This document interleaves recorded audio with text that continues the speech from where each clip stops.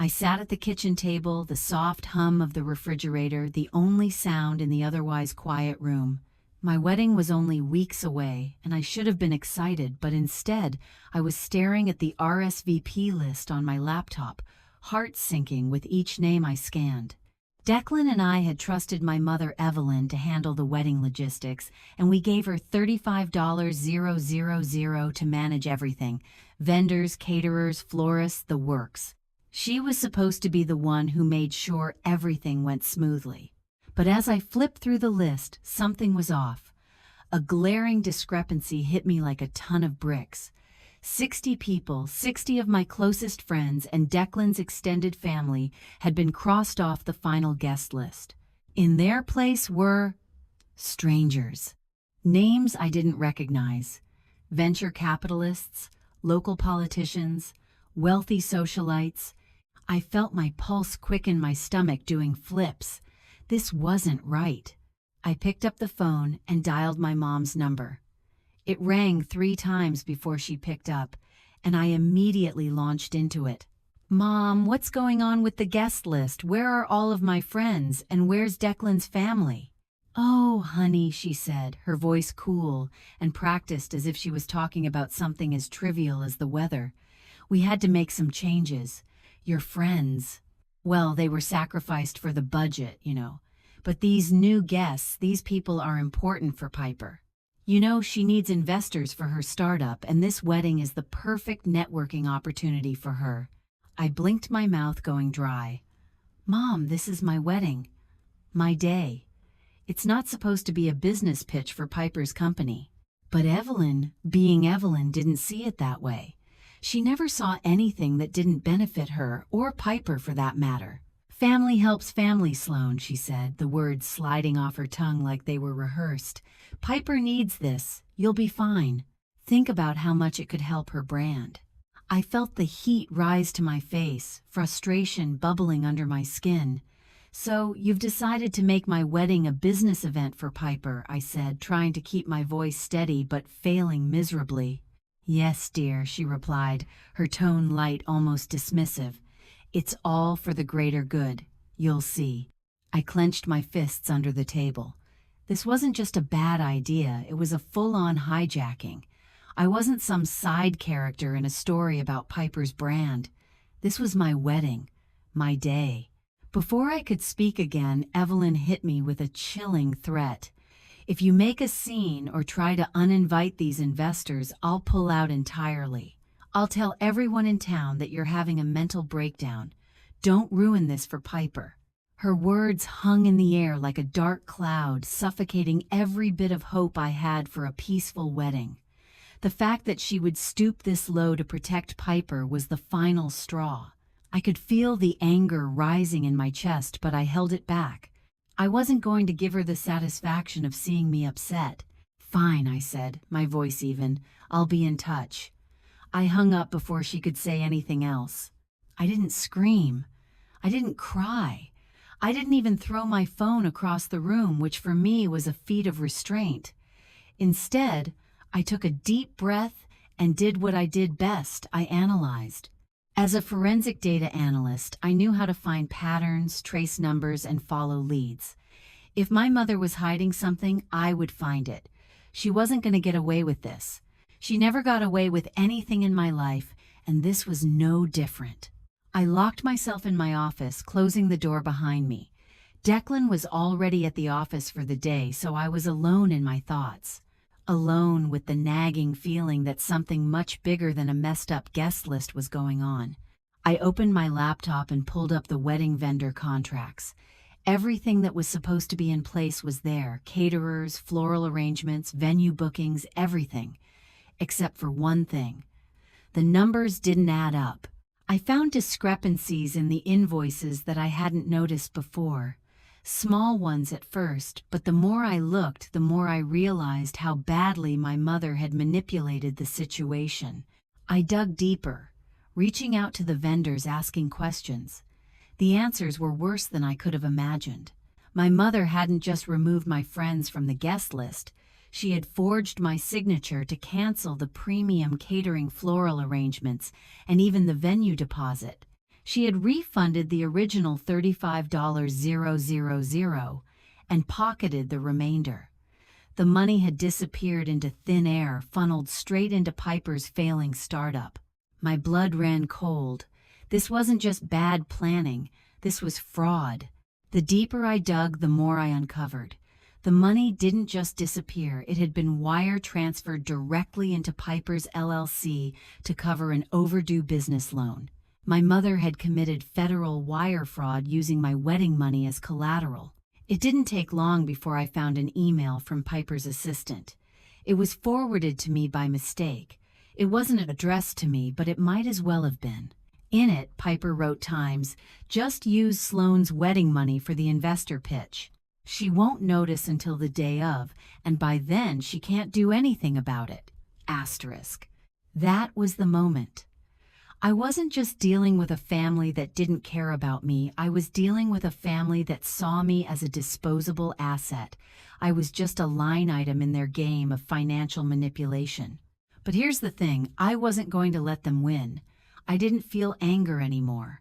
I didn't feel guilt. The only thing I felt was determination.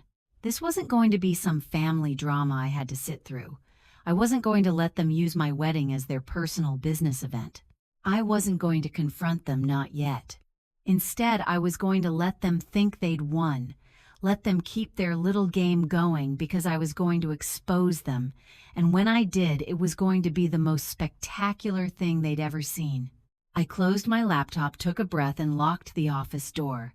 I was about to do something no one expected, something that would ruin their plans forever. I was going to audit my own mother. Declan and I spent the next few days in silence, poring over the contracts, making phone calls, and connecting dots that were intentionally scattered by my mother. We were careful. No one could know we were onto them, not yet. So we played our parts, pretending everything was fine, while quietly piecing together the extent of Evelyn's betrayal. I started by calling the vendors who were supposed to be involved in the wedding. The first few were easy to reach: florists, caterers, photographers, but none of them had anything good to say.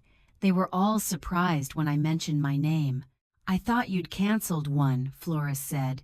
"Your mom told us the wedding was off, but then she said she'd changed venues and needed to cut the budget."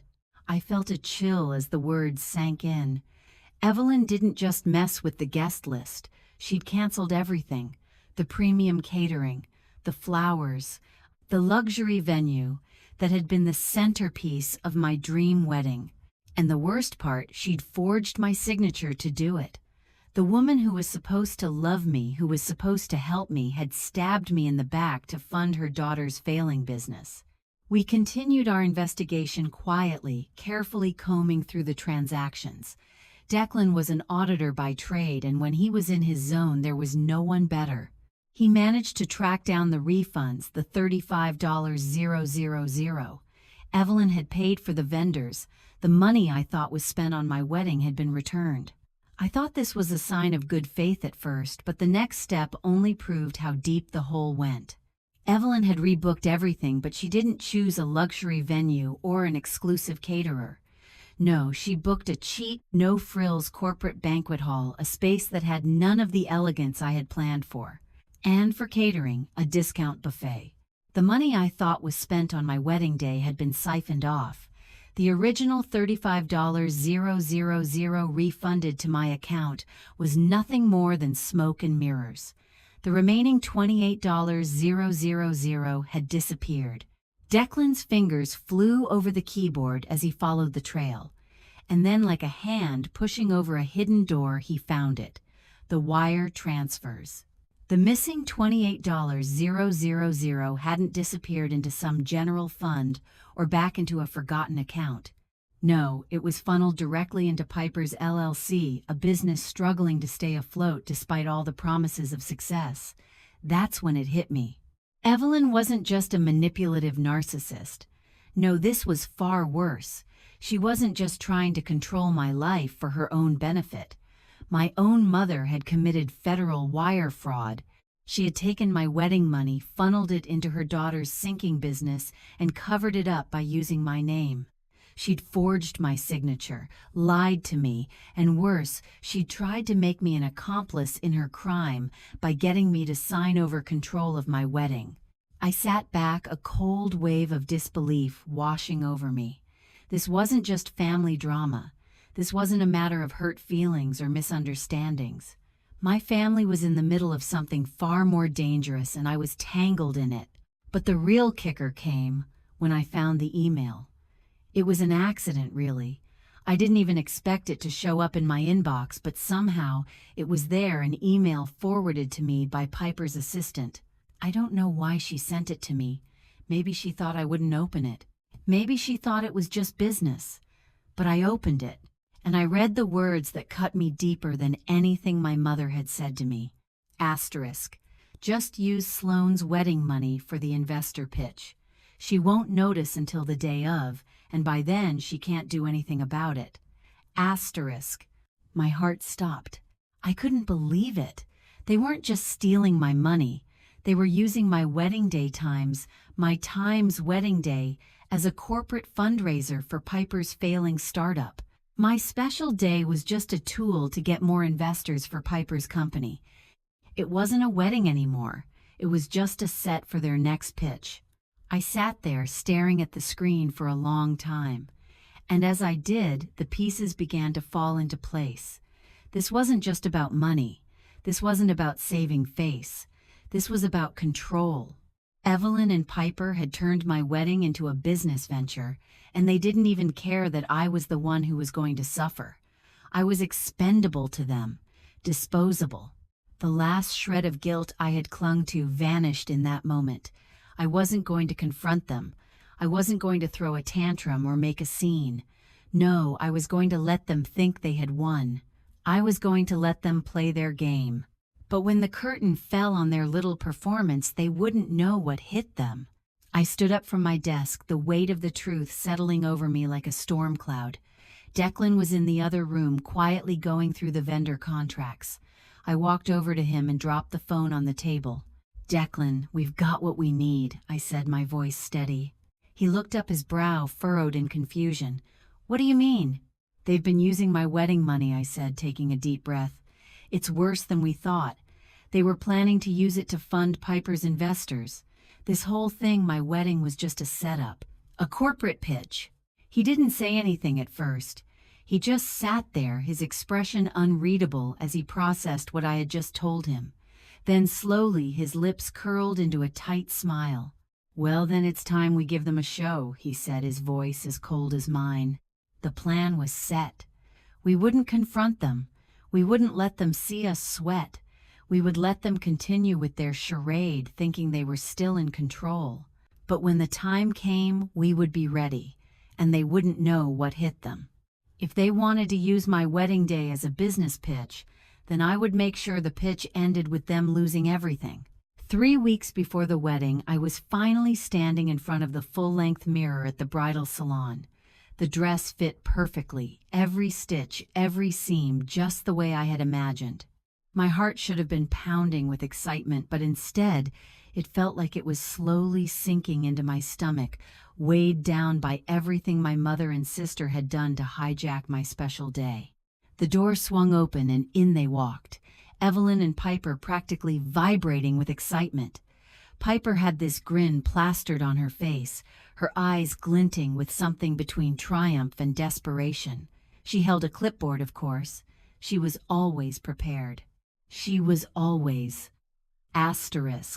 performing. "I just wanted to check in on you, Sloane," Piper said, practically bouncing on her heels, everything looking perfect.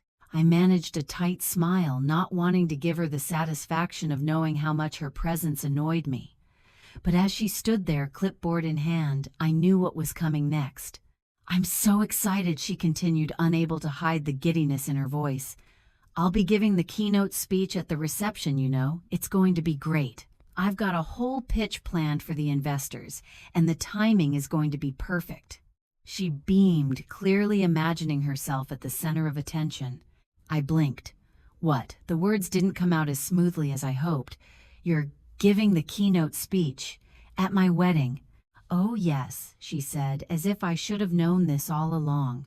"I mean, you don't mind, do you? I'll be introducing my business, and this is a fantastic opportunity for all the investors to see how professional times I am.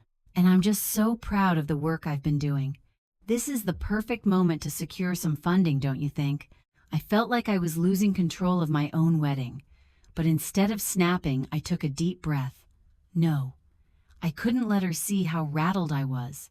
I was getting used to this, the manipulation, the relentless push to make everything about her.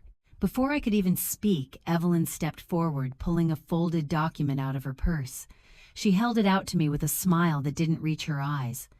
"This is just a standard procedure for the venue," she said, her tone casual, as if this was all part of a well-rehearsed script. "It's an NDA and a vendor release form. Just sign here and we'll be all set." I glanced down at the document, my eyes scanning the text. On the surface, it looked harmless enough, but I could see the subtle manipulations beneath the surface, hidden like a slow poison waiting to take hold. I didn't trust it. Not for a second. "I don't understand," I said, furrowing my brow. "Why do I need to sign this? What's it for?" Evelyn's smile tightened. "It's just standard. You know the venue needs some paperwork for the vendors. We don't want any last-minute hiccups." But the more I looked at the paper, the more I realized it wasn't just about some standard procedure. The clauses buried within the document were clearly designed to absolve Evelyn of any financial liability. They shifted control of the wedding reception directly into Piper's hands. Piper, who was supposed to be my sister, would now have the legal power to control the entire timeline of my wedding day, including how and when my guests would be entertained. They were trying to steal it all. Again. I didn't know how they thought they could get away with it, but I knew one thing for sure: they were playing me, and I wasn't going to let them win. But Evelyn wasn't done yet. She leaned in closer, her breath warm against my ear as she spoke in a low, steady tone. "If you don't sign this, we walk away. Do you want to be the family disgrace, Sloan? Do you want to make us all look bad? I'll make sure Declan's family knows you're too unstable to marry. You'll ruin everything." Her words struck me like a slap, and I felt a wave of anger surge through me. But beneath the anger was something else, a calm, eerie kind of clarity. It was like the last piece of the puzzle finally clicked into place. I looked at her in the mirror, my reflection staring back at me with cold, hard eyes. There was no way I was letting Evelyn control me like this anymore. But I wasn't going to play into her hands. I wasn't going to shout or cause a scene. No, I was going to sign that paper on my terms. I picked up the pen. "Fine," I said, my voice barely above a whisper. "I'll sign it." Evelyn and Piper's faces lit up with a triumphant smile, completely unaware of the trap I was setting. I signed my name calmly, deliberately, every stroke of the pen feeling like a small but defiant victory. But what they didn't know, and what I didn't let them see, was that the signature I just gave them was legally void. I hadn't signed under duress. I had signed because it was the only way to keep them from suspecting what I was really planning. Declan and I had already initiated a counteroffensive. The moment I signed that paper, we were one step ahead. Evelyn and Piper walked away, practically giddy with their victory, oblivious to the fact that I had already won the game. I watched them leave the bridal salon, their laughter fading as they passed through the door. And as I stood there in my wedding dress looking at my reflection in the mirror, I knew this was it. The final step had been taken. The trap was set. If they wanted to turn my wedding day into their personal stage for Piper's failing business, then I would make sure they got the performance they deserved. I smiled at myself in the mirror. The curtain was about to fall. The days leading up to the wedding were a blur of quiet, secretive movements. Declan and I were working like ghosts, slipping through the cracks, avoiding the ever-watchful eyes of Evelyn and Piper. Our plan had to remain hidden even from the people closest to us until the moment of execution. Every step was calculated, every word carefully chosen. There would be no second chances. Behind the scenes, we had done something they never saw coming. Using our own savings money that was meant for nothing but the dream wedding we had originally planned, we secured a stunning private botanical garden an hour away from the corporate banquet hall where Evelyn and Piper were staging their version of my wedding. It was perfect. The garden was quiet, secluded, and far removed from the artificial world they were trying to build. It was everything I wanted, untouched by their influence, and it would be the true setting for the day that mattered most. We reached out to the people who actually mattered. Declan's family, my real friends, those who loved us, supported us, and knew the truth. We gave them the new address for the wedding and swore them to secrecy. They understood the gravity of what was happening. Everyone had to be on board for this to work. There couldn't be any leaks. If Evelyn found out, there was no telling what kind of chaos she would cause. As the days passed, I received text after text from Evelyn. She was relentless, hounding me about the investor reception, treating it like it was the only thing that mattered. Every message had the same urgent tone, demanding I confirm the details of the reception that would supposedly follow my wedding ceremony. I responded with nothing but polite agreement each time, telling her that I was working on it, making sure everything was aligned. Of course, I wasn't actually doing any of it. I wasn't going to be there for the investor reception. I wasn't going to be anywhere near the fake wedding they were trying to control. Evelyn had no idea. She thought she had me cornered. She thought I was just going along with her plans. Meanwhile, Piper was busy with her own delusions of grandeur. She ordered promotional banners, corporate swag, and everything she could find to decorate the banquet hall, all while pretending like it was still going to be my wedding. The hall was quickly turning into a stage for Piper's pitch, a tacky backdrop for her to sell her failing brand to anyone who'd listen. It was so far removed from the celebration I dreamed of that I almost couldn't believe it was happening. She wasn't even trying to hide it. To her, it was the perfect opportunity to turn my wedding into a corporate event, impress investors, and play the role of the entrepreneurial genius. Declan and I watched from the shadows, keeping our distance. Every moment felt like it could go wrong, but it didn't. We had prepared everything down to the smallest detail. 2 days before the event, Declan took a trip to the corporate banquet hall, under the guise of testing the AV equipment for Piper's big presentation. It was the perfect cover. Piper had been talking non-stop about how important the tech setup would be, and Declan was more than qualified to help. Piper had no reason to doubt him.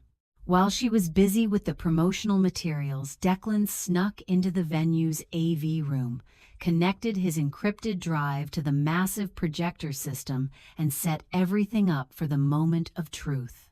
The system was running smoothly, but the real magic lay in what he had prepared to display. We didn't need to worry about her investor pitch.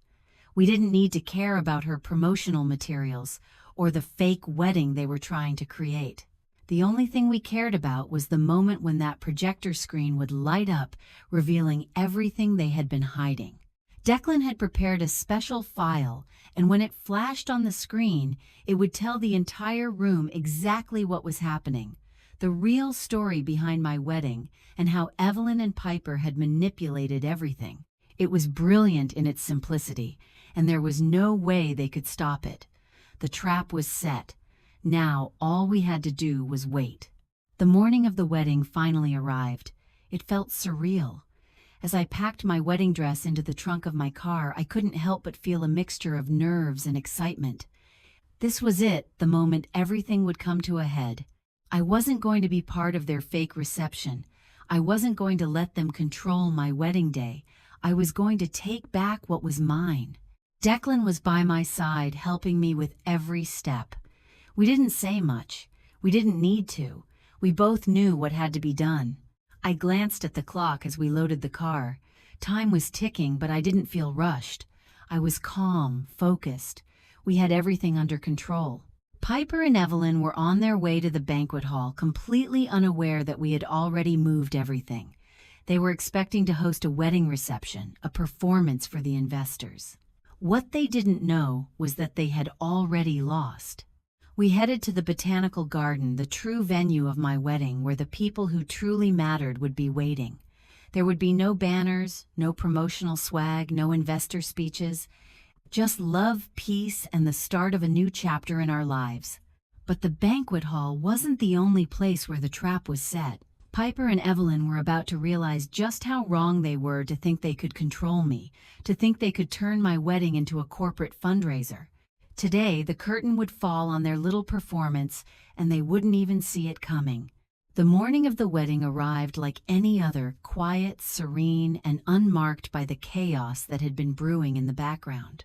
But as I stood in front of the mirror, slipping into my wedding dress, I felt a calmness that I hadn't felt in weeks. The weight of everything that had happened, Evelyn's manipulation, Piper's selfishness, seemed to evaporate as soon as I stepped into the dress.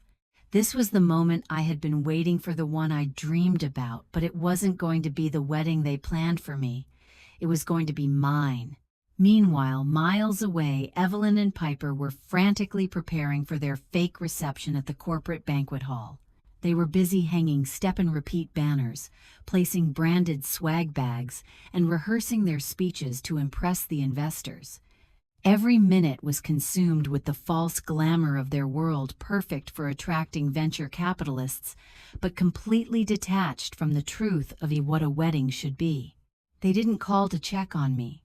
They didn't care where I was or what I was doing. To them, I was just a footnote in their grand plan, a small detail in the corporate show they were putting on. They didn't even realize that I wasn't going to show up for their production. I didn't need them to check in. I didn't need their validation. Because as I walked down the aisle of the private botanical garden miles away from their corporate circus, I realized something important. There were no investors sitting in the front row. No branded banners lined the path, and there was no Evelyn or Piper anywhere in sight. It was just me, just Declan, and the 50 people who genuinely loved us, who cared about us enough to be there for the real reason we were celebrating our commitment to each other. This was the wedding I had always wanted, the wedding that mattered. As I walked toward Declan, the sunlight streaming through the trees and dappling the ground, I didn't feel abandoned. I didn't feel lonely. I felt free. There was no pressure, no false expectations. It wasn't about pleasing anyone else. It was about us, our vows, our love, and our future together. I felt like I could finally breathe. When I reached the altar, Declan was standing there, his eyes soft and filled with love. He smiled at me, and for the first time in so long, everything felt right. He wasn't just the man I was about to marry. He was the person who had stood by me through all of this, who had seen me at my lowest and helped me rise above it. He knew exactly who I was, and he loved me for it. We exchanged our vows in peace. There were no interruptions, no drama, just a simple, beautiful promise to one another.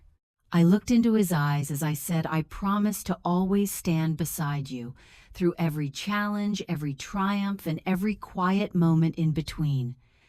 Declan smiled and said, and I promise to always love you, to trust you, and to be your partner in everything today, tomorrow, and for the rest of our lives. We sealed our vows with a kiss, and in that moment, the world outside our little bubble didn't matter. All that mattered was the love we shared. The ceremony was simple, but it was ours. As we walked back down the aisle together, hand in hand, I couldn't help but feel an overwhelming sense of freedom. This was it, the moment I'd been waiting for, free from the lies and manipulation of my family. It wasn't the wedding they had planned for me, but it was the one I had chosen for myself. But as we reached the end of the aisle, I felt my phone buzz in my bridal suite. I had left it behind, but the vibration still cut through the air like a knife. I glanced at it and saw a frantic message from Evelyn. Asterisk, the investors are arriving. Get here now so we can take the family photo before Piper's speech. Don't ruin this. Asterisk. The text felt like a slap in the face. She didn't even know how to stop herself. Even after everything, after the way they'd hijacked my wedding day, all Evelyn cared about was the show, the spectacle, Piper's pitch, their image. It was all they had ever cared about. But I wasn't going to give her the satisfaction of reacting. I wasn't going to let her pull me back into her drama. Instead, I turned to Declan, who had been watching me, waiting for a moment to share the quiet victory we had worked so hard to achieve. He smiled at me and I smiled back. "We're not going back, are we?" he asked, his voice low but filled with certainty. "No," I said, my voice steady and sure. "We're not going back." We walked together to the car, still in our wedding attire, but with no intention of attending the reception. Not their reception. Not the one they had carefully crafted to serve their own needs. Instead, we were going to the corporate venue, not to attend their celebration, but to crash it. We weren't going to let them think they had won. As we drove toward the banquet hall, I couldn't help but feel a sense of triumph. They had thought they controlled the narrative. They thought they were the ones pulling the strings, but they had no idea what was coming. The truth would be revealed, and when it was, everything they had worked for would come crashing down. We weren't going to play by their rules. We weren't going to be their puppets. They had turned my wedding into their own little corporate event, but we were about to show them just how wrong they were. This wasn't their day. It was ours. And we were going to make sure they knew it. As the car pulled into the parking lot, I felt the weight of the moment settle over me. There was no turning back now. The curtain was about to fall on their little charade, and I was going to make sure I was the one who brought it down. With Declan by my side, we stepped out of the car, ready to face whatever came next. But this time, it wasn't about me playing a role. It was about me taking control. This was my wedding, and it was time for them to face the consequences. We pulled into the parking lot of the banquet hall, and I felt a strange mix of calm and adrenaline rushing through me. As we walked toward the entrance, I couldn't help but notice how the building seemed completely at odds with the vision of a wedding. There was no soft elegance, no romance in the air, just the harsh, cold glow of corporate logos projected on every wall. It was a far cry from the beautiful botanical garden where Declan and I had said our vows just hours before. Inside, the room was filled with sleek, expensive-looking people in business suits, cocktail glasses in hand, chatting about investments, startups, and business strategies. There was no bouquet toss, no laughter, no music, just people waiting for their turn to network and make deals. I felt like I had stepped into a strange, alternate reality, where the day that was supposed to be the most important of my life had turned into a backdrop for someone else's business ambitions. And then I heard her voice, Evelyn's. She appeared in front of me almost immediately, her eyes wide with panic as she rushed toward me. Before I could even take a step inside, she grabbed my arm, squeezing it hard enough that I could feel the pressure through my wedding dress. "Sloane," she hissed, her voice low but sharp. "What are you doing here?" Her eyes flicked nervously to the people mingling in the room. "This isn't the time. You're supposed to be a times of this. Let Piper have her moment." I stared at her, my breath coming a little quicker, but I kept my face calm. She was so desperate for control, so focused on keeping up appearances, that she didn't even register the fact that I had just walked in wearing my wedding dress. No veil, no grand procession, just a single statement, a defiant declaration that this wasn't going to be the day she had planned. She shoved a glass of cheap champagne into my hand, her fingers still clutching my arm tightly. "Just smile," she said through clenched teeth. "Stand in the back. Let Piper have the floor." I couldn't even bring myself to say anything. I didn't need to. The look in my eyes said it all. This was no longer about her. It wasn't about Piper's startup or her investors. It was about me taking my power back. It was about showing them that I wasn't some pawn in their corporate game. Piper was already on stage by the time I moved toward the back of the room, trying my best to stay out of the way. Her face was glowing with excitement as she tapped the microphone, signaling for everyone to quiet down. I could see the excitement in her eyes, the same kind of excitement she had when she imagined herself as a tech mogul, a visionary. She was about to pitch to the investors to sell them her vision of success. And if she had her way, it would have been on the backs of my wedding day and my family's money. Ladies and gentlemen, Piper began, her voice amplified by the microphone. Thank you for joining us today. I know you've all been waiting to hear about the incredible future of my startup. It's an honor to have you all here, and I promise this will be a game-changing opportunity. I stood in the back doing my best to blend in with the shadows. A part of me wanted to make a scene to call attention to the fact that this wasn't a wedding reception at all. It was an investor pitch dressed up as a celebration of love. But I didn't. I just watched as she made her way through her speech, barely even acknowledging that I had just married her sister. Piper's speech didn't surprise me. It was full of the same self-congratulatory tone, pretending that her startup was on the verge of a breakthrough.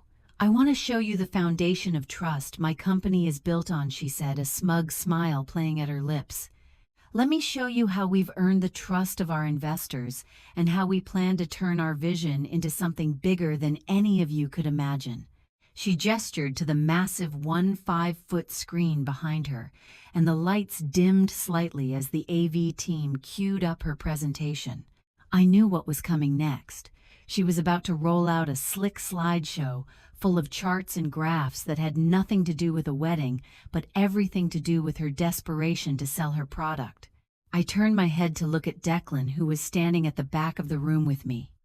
He was calm, collected, but I could see the subtle flicker of determination in his eyes. He knew exactly what needed to be done. We had set the stage for this moment. As the first few slides of Piper's presentation flashed on the screen, just more corporate jargon about market growth and potential, Declan reached into his pocket. He pulled out his phone, tapped a few buttons, and slid it back into his jacket pocket. The screen flickered. The presentation stopped. For a split second, the room fell into an uneasy silence, and then something completely unexpected happened. Piper's slides were replaced with a new image, one that no one was expecting. The bright professional charts were gone. Instead, the screen now displayed a massive high-definition image, a bank statement clearly showing a $28,000 wire transfer highlighted in yellow. The money wasn't going to some investor or venture capital fund. No, it had been funneled from my wedding fund directly into Piper's failing LLC. The room froze. There was a palpable shift in the air as the reality of what they had done began to sink in. Investors shifted uncomfortably in their seats, murmurs spreading through the crowd like wildfire. The next slide appeared, displaying the forged vendor cancellation forms. The ones Evelyn had signed in my name, the ones I had never agreed to. And then the emails. They were all there, emails from Piper to Evelyn telling her to use my Time's wedding money for the pitch. The message was clear: Times, she won't notice until the day of, and by then she can't do anything about it. Asterisk. A collective gasp rippled through the crowd. The investors looked around, confused and angry, while Piper stood frozen, her mouth agape as she realized what was happening. I took a step forward, my voice clear and steady as I spoke to the room of stunned investors. My sister promised you a presentation about trust, I said the words, barely registering before I continued. Well, the screen behind her shows exactly how she funds her business, by forging signatures and committing wire fraud. I didn't raise my voice. I didn't need to. The truth was louder than any rant. The lead investor, a man who had been watching the whole ordeal with growing discomfort, stood up abruptly. Without a word, he turned and walked out of the room, followed by several others. Panic set in. Evelyn tried to stop the exodus, running toward the door, but it was too late. The investors were already leaving in droves, their business cards discarded like confetti. Piper screamed, her voice barely audible over the sound of footsteps and slamming doors. Evelyn stood there helpless as her carefully constructed empire collapsed in front of her. As the last of the investors fled the room, I couldn't help but feel a sense of calm wash over me. They had used my wedding day as a business transaction. They had stolen from me, manipulated me, and treated me like a pawn in their game, but now they had nothing left. I turned to Declan, who was still standing beside me, a quiet smile on his face. We didn't need to say anything. We had done it. The truth was out and their little corporate masquerade was over. The tension in the room was palpable. The moment the screen illuminated, the entire atmosphere shifted. No one knew what to expect. They had been anticipating Piper's glossy presentation, a carefully crafted pitch about her innovative startup, but what they got instead was something much darker, something real. The bright corporate logos that had flashed on the screen just moments ago were replaced by something far more shocking. A high-definition image of a bank statement, its bold numbers clearly visible to the entire room. And highlighted in bright yellow there, it was a $28,000 wire transfer from Times My Times wedding fund routed directly into Piper's failing LLC. The room went dead silent. A suffocating stillness filled the air as the reality of what they were seeing began to sink in. The image wasn't a mistake, it was deliberate. Declan's encrypted drive had done its job perfectly. Piper's carefully built facade was now shattered, and the truth was glaringly obvious. Panic spread across Piper's face. She turned frantically toward the AV booth, signaling wildly, her hands flailing in a desperate attempt to regain control. But it was too late. The system was locked. There was nothing she could do to stop what was coming next. The next slide flashed on the screen. This one hit harder than the first. It was the forged vendor cancellation forms documents bearing Evelyn's fake version of my signature, each one a deliberate act of fraud. The room shifted uncomfortably as the implications began to land. But the next slide didn't stop there. No, it showed even more. The text messages between Evelyn and Piper, the conversation they thought was private, appeared in bold letters across the screen for everyone to read. Asterisk. Use Sloane's money for the pitch. She won't notice until the day of, and by then she can't do anything about it. Asterisk. It was like a punch to the gut, watching their betrayal exposed in real time. I could feel every pair of eyes in the room shift toward me. There was no hiding now. Everything they had done, all the lies and manipulation, were out in the open. The room was no longer silent. People were murmuring, voices rising in disbelief as they began to process what they had just seen. And then in that moment of chaos, I stepped forward. I didn't scream. I didn't shout. I didn't need to. I simply walked to the front of the room, my presence commanding the attention of everyone who had been complicit in this twisted farce. My heart didn't race. My mind didn't cloud with emotion. I was eerily calm, almost too calm, as I looked out at the sea of investors and corporate execs who had been so eager to give their money to a woman who had been lying to them all along. "My sister promised you a presentation on trust," I said, my voice clear and steady, carrying through the room. Well, the screen behind her shows exactly how she funds her business, by forging her family's signatures and committing wire fraud. I let the words hang in the air, my eyes scanning the faces in the crowd. There was no need to explain further. The proof was right in front of them. The investors, the ones who had been so quick to line up for Piper's so-called vision, were starting to grasp the magnitude of what had just been exposed. The lead investor, the man who had been nodding along just moments before, stood up abruptly. His face had turned a deep shade of red as he processed the legal liability that had just been dropped into his lap. His hand trembled slightly as he adjusted his cufflinks, but it was the movement toward the exit that spoke louder than anything. Without saying a word, he turned and walked out of the room. It was like a domino effect. The moment he stood up, others followed. Slowly at first, then faster.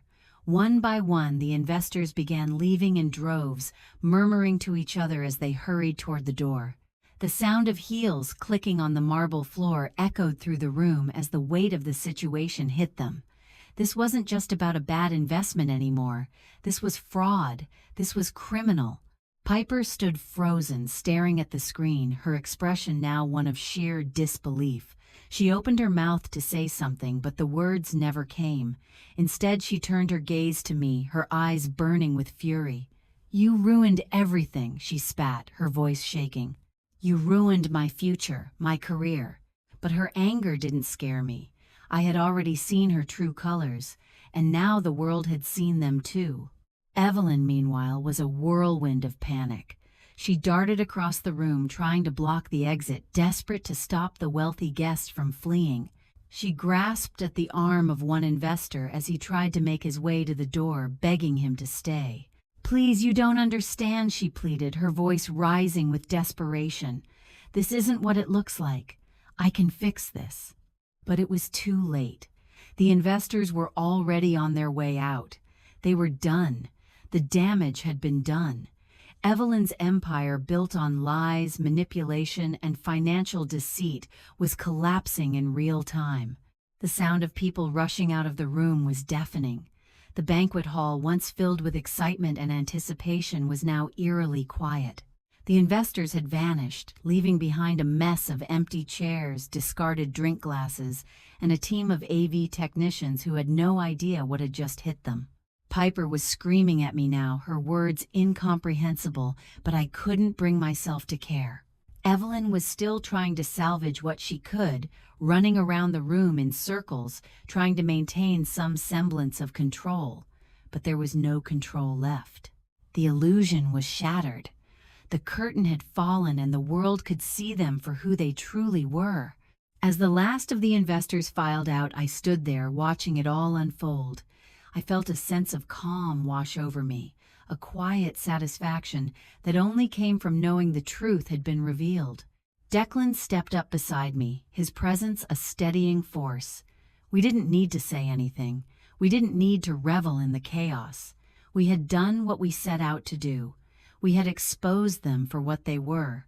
Together, we turned away from the wreckage of their little empire and walked out of the room, leaving behind the sound of shattered dreams and the faintest echo of the lies they had built their lives on. Within 10 minutes, the banquet hall was completely empty. The investors had scattered, each one of them realizing that they were standing in the middle of a legal minefield. The once buzzing room, filled with the sounds of clinking glasses and corporate chatter, was now quiet, almost eerily so. The only people left were the catering staff, frozen against the walls, unsure of what to do now that their guests had fled. No one moved, no one spoke. It was as if the air itself had been sucked out of the room. Evelyn stood in the middle of the hall, her face flushed with rage, a look of disbelief in her eyes. Her grand plan, the empire she had carefully constructed using lies, deceit, and my wedding money, was in ruins. It was as if the world had collapsed around her. The weight of the situation hit her like a ton of bricks, and she couldn't contain the fury that erupted from her.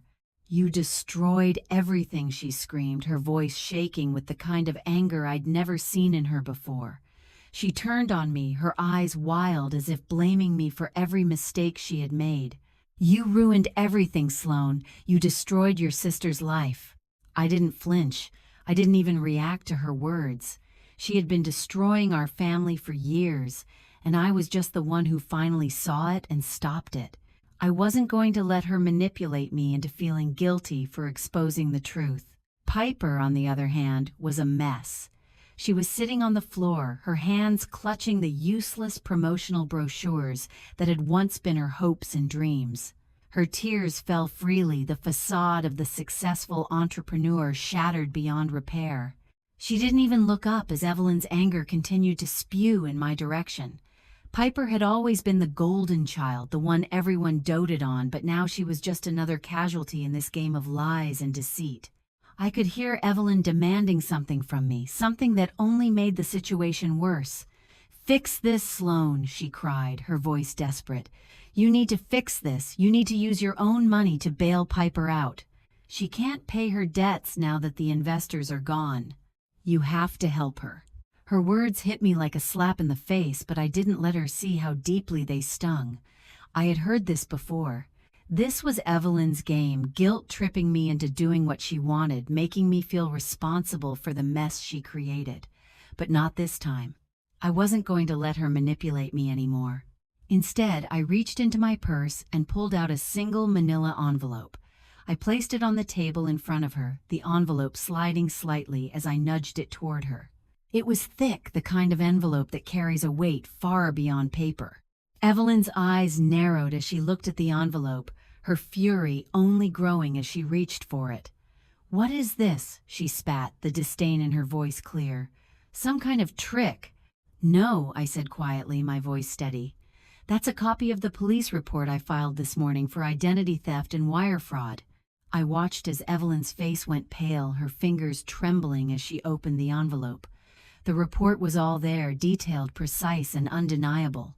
It listed the fraudulent activities she had committed, the wire transfer from my wedding fund, the forged vendor cancellation forms, and all the lies she had told to cover it up. For a moment, Evelyn didn't say anything. She just stared at the report, her face slowly draining of color. It was as if the air had left her lungs and she could no longer breathe. "I didn't destroy your life, Mom," I said, my voice calm but cutting. "I just provided the receipts." It wasn't a boast. It wasn't an attempt to rub her face in her failure. It was simply the truth. Everything I had done, every step I had taken was just a reaction to her years of manipulation. She had been using me, using our family, and now the truth was finally out in the open. Evelyn's eyes shot up to meet mine, her expression filled with a mixture of fear and rage. She opened her mouth to say something, but no words came out. The weight of what had just happened was sinking in. The truth could no longer be ignored. She could no longer hide behind her manipulative tactics. I didn't wait for her to say anything. I didn't need to hear her empty apologies or her excuses. I turned my back on her, knowing that this moment was the final one that would free me from the suffocating grip she had held on me for years. Declan, standing quietly beside me, took my hand. There was no need for words. He understood. He had been there through everything, and now we were both walking away from the wreckage of my family. We walked toward the double doors, the cool evening air greeting us as we stepped outside. The contrast between the empty, lifeless banquet hall and the fresh air outside couldn't have been more stark. I felt the weight of years of guilt, manipulation, and lies lift off my shoulders, and for the first time in what felt like forever, I could breathe freely. I didn't look back. There was nothing left for me in that hall. Nothing left for me in that life. The family I had tried so hard to fix, to make right, had been broken beyond repair. And now I was free. As we walked to the car, Declan squeezed my hand. "You did the right thing," he said, his voice low but filled with conviction. I didn't need to respond. We both knew the truth. I had finally taken control of my life. No more lies, no more manipulation. I wasn't going to live in their shadow anymore. I wasn't going to let them control my happiness, my future. We got into the car, and as we drove away from the disaster they had created, I felt something I hadn't felt in years: peace. We were leaving them behind, and this time I knew it was for good.